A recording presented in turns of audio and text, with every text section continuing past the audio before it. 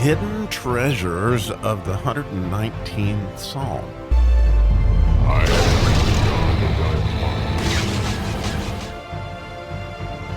We are having a good time in the good verses in the Tet section. As you may know, the letter Tet has to do with Tav, which is goodness, and so it's all about goodness here in the next 8 verses. As we started the last episode with the first in the Tet section, which was verse 65, today we get to dig around in the goodness of verse 66.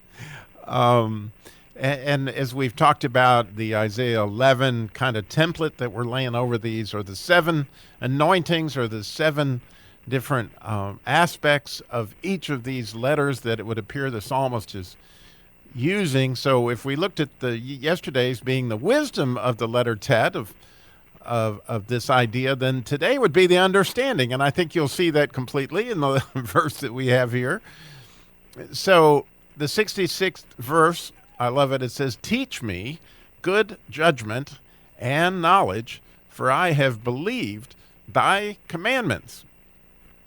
So it's absolutely, once again, as all the verses will start with this letter Tet, the idea of teach in so many different ways has to do with that letter Tet, because there's certainly a lot of goodness in that. And one of the neat things about the word judgment, and of course we see that judgment's one of the 10 words in the PDF that I shared at the very beginning before we even got into the verses, the 10 words that are repeated time and time again. One of those is the judgments.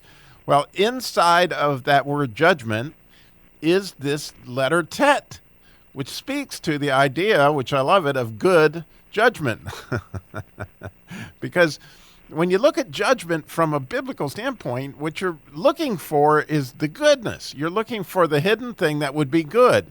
And so many times we're put into a situation where it seems like there's no good alternative. Well, that's where judgment comes in, is we're trying to find the good way. And so it's fascinating to me. I remember going to my first boot camp, Masculine Journey boot camp, and we were talking about how to really love on your wife.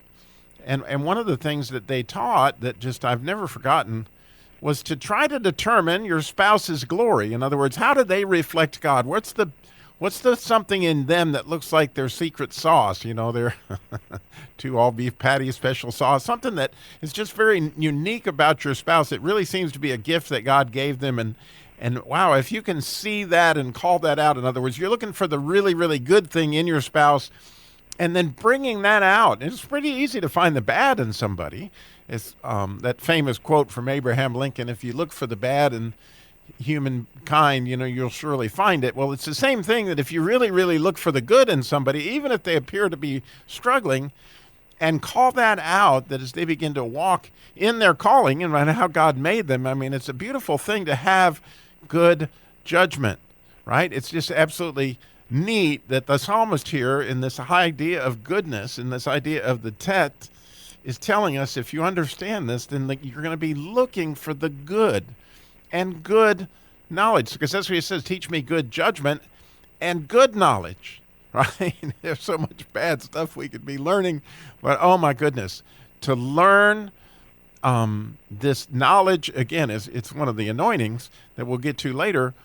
But it's absolutely beautiful that here we have these connected to the concept of good. And then, how cool is it that it's the reason that he says that is, for I have believed thy commandments. In other words, if you believe that you're going to love your neighbor as yourself, then you're going to need good judgment. You're going to need good knowledge. Or if you believe, all these different, what they call mitzvah, these good deeds, I'm going to glean, not on the edges of my field. Like Boaz had good judgment, didn't he? He found the good. See how wonderful it is. And that's, of course, David's grandfather. So, clearly his dad had good judgment. In other words, he saw the good as he was doing his commandment. In other words, his commandment that you leave this for the poor. And he saw the whole picture. And you can see how that applied in his life. Right? And so when I think about, if I believe the commandment, is love your your wife as Christ loved the church. Well, that's what Christ is trying to do for me, what I'm trying to do for my wife. So when I came home from that boot camp, I couldn't help but note that, gee, my wife loves to hold babies. She loves little children. And so when we were, you may have heard me say this before I was teaching in special needs, my wife was in the nursery holding the baby. She loves to nurture people. And so it was interesting. And I came home from that boot camp. I was asking Tammy, as my kids were getting a little bit older, had you ever thought about working in a daycare? And when I said that, I mean, her eyes lit up like it was a Christmas tree. Really? Like, just to be able to be around children every single day and nurture them and whatever, it was just like, that's exactly where she reflected God's glory, right there. And so it was fascinating to me that I could spot something in my wife and then allow her to walk in that and see the joy that it brought her heart. So, of course, later as you got perpetual children when it comes to special needs of, folks with autism and Down syndrome and those kind of things. We get a chance to work with those guys every week. Well, you can see that that's my wife's glory. I mean, it just clearly is.